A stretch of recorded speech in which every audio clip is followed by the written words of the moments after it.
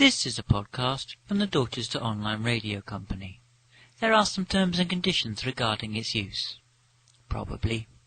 We hope you enjoy it, and if you do, maybe you would enjoy other podcasts.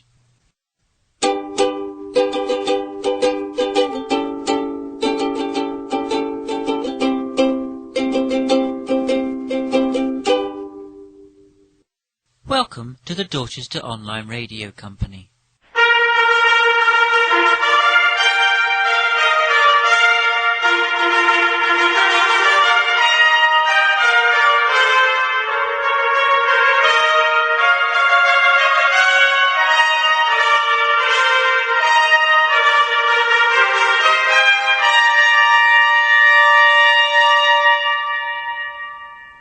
Hello, and welcome to the DORC podcast, the world's least successful podcast, and the only one not sponsored by bloody Audible.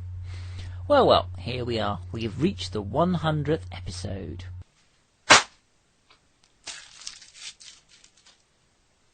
Unfortunately, what with this being Easter, there's nobody else here, so I'm on my own. Well, I'm not going to hang around too long, as I've got hot cross buns to eat, so let's get on with it. For this national landmark of a show, we've made a little departure from the normal structure, and we're not putting out something that's been on the network this week, but we have made a special programme just for this podcast. What you're about to hear is a documentary on the history of the Daughters to Online Radio Company. I hope you enjoy the show, and thank you very much for listening. I'm sure it's been a bit of a trial. Eisenhower vaccine, England's got a new queen.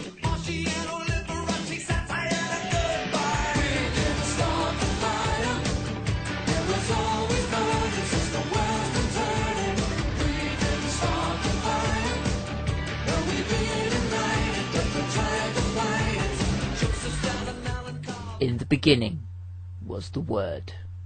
And then very shortly afterwards there was us, but we kept it quiet. Nobody likes to show off. We started broadcasting here at the DORC in about 1935 and immediately shot to fame by picking the wrong side. VW started by making cars for the Nazis. The Daily Mail supported the British fascists with the headline, "Hurrah for the Black Shirts." And we were criticised for broadcasting what can best be described as far-right propaganda in the forms of the speeches of someone called Lord Hey-Ho. Luckily for us, and completely coincidentally, we have recently discovered some thought-to-be-lost recordings of his shows. Here is a bit of a snippet. I have spent much of the last few weeks with the German Chancellor, Mr. Hitler, and I have to tell you, I find him most agreeable. Yes, his plans to wipe out the continent's Jews, cripples, and confirmed bachelors who are keen on show tunes are perhaps a little extreme, but he does have excellent table manners and serves some of the best biscuits I've had in a long time. Oh, and I can confirm that, having asked him about that rather rude, disparaging rhyme about his physical intactness, he says it is utterly incorrect. History there, coming alive right inside your ears. After the slight kerfuffle that followed in Europe, we were shunned by many people, and it took us a long time to rebuild our reputation. But by the time the 60s and 70s rolled around, we had started to recover. We had many great guests on the network, chatting to our presenters on any subject they wanted to. But we're skipping ahead slightly there. During the 50s, we ran what is now considered to be one of the finest and most groundbreaking documentary series of the decade. It is widely credited for helping to shape many of today's more liberal viewpoints. Take, for instance, the episode that shone a light on the often ignored problem of domestic violence, which was entitled Just Not the Face, or the still shockingly frank sex education episode. For those of you who are not old enough to have heard the series when it was first broadcast, you will be pleased to hear we have had the original tapes digitally restored, and we can hear a snippet now. I'm absolutely sure no stork of a wading bird is involved in baby delivery at all. No foul at all. It is as I have described it to you. Well, frankly, that sounds horrible. I believe I shall continue to do it in the way I was shown at public school. You do realise a lady needs to be involved, don't you? We will be releasing all of the series of the documentary on CDs in a boxed set spanning some 78 discs. You might be able to download it as well, so keep your eyes on the website for details. Big guests were the norm in the following decades, peaking, as did rock music, in 1975, when on July the 2nd we had interviews with Rod Hull, Muhammad Ali and His Excellency the King of Siam. It was a good day. Songs are now sung about it. Other guests have included, well, anyone really who wanted to be on. Here are a few clips. You'll be hearing from David Niven and his famous prawn joke, Bette Midler, Cassius Clay, and a few others. And the prawn rushed up and said, "Crab, Crab, you're wonderful, Crab, you're going straight." And the crab said, "Shut up and piss."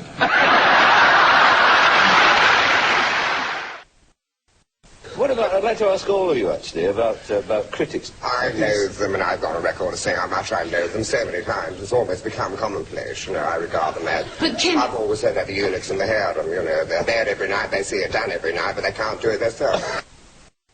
Or to titillate.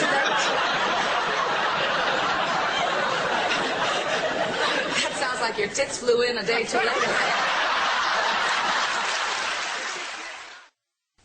I'm young, I'm handsome, I'm fast, I'm pretty, and can't possibly be beat. Bad. Been chopping trees. I done something new for this fight.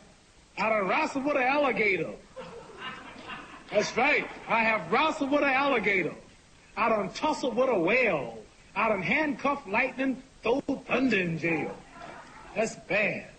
Only last week, I murdered a rock, injured a stone, hospitalized a brick. I'm so mean I make medicine sick. Dude, fast. Last night I cut the light off in my bedroom, hit the switch, was in the bed before the room was dark. Incredible. Fast. Incredible. And you, George Foreman, all of you chumps are gonna bow when I whoop him. All of you. I know you got him. I know you got him picked, but the man's in trouble. I'm gonna show you how great I am. But I paid the fool.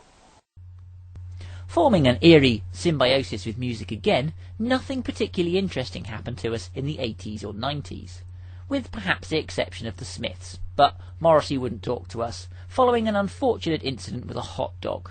Oh, and we did accidentally start a war in the Falklands because of a slightly drunken bet with General Galtieri, but, like Margaret Thatcher and the sinking of the Belgrano, or the Swiss and their relationship to Nazi gold, we don't like to talk about it. As the millennium rolled around, we started to get our mojo back. Well, we stopped losing listeners anyway. Nothing really changed, but it seemed that, as with Hollywood films, people were suffering from diminished expectations. They didn't think our radio station was that bad, so they carried on listening. OK, there were no awards, and no one wanted to advertise with us, but that gave us a degree of freedom. A freedom to broadcast programmes that we wanted to, on subjects that we thought were important. In about 2007, after a significant change of staff, following what police described as, quote, probably an accident, but there are still many unanswered questions, end quote, which killed many of our more elderly and right-wing staff, combined with the mounting pile of legal challenges, the station dropped its ultra-nationalist stance and moved more towards the centre ground. Some have accused us of having gone too far to the left now and broadcasting nothing but woolly liberal programmes that support multiculturalism and gay marriage, that support oppressed peoples and countries, that stand with and for the workers, not with the bankers, till dippers and free marketeers who love nothing more than asset stripping and firing people, that campaign for equal pay and equal chances for women in all countries, that stands freedom of speech and freedom for and from religion, and we would say yes.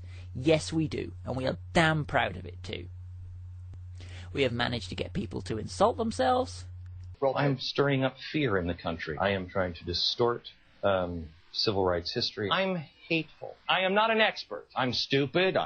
I don't know anything. I am a revolutionary. I'm going to destroy the country. I'm a madman. I am God. I am a dickhead. We have had sport. We've had poetry. Higher than the sun. You shoot me from a gun. I need you to elevate me here. At the corner of your lips, as the orbit of your hips eclipse, you elevate my soul. I've got no self-control, been living like a mole now, going down excavation. I lie in the sky, and you make me feel like I can fly. So high, elevation. A star, lit up like a cigar, strung out like a guitar. Maybe you can educate my mind. Explain all these controls. Can't sing, but I've got soul. The goal is elevation.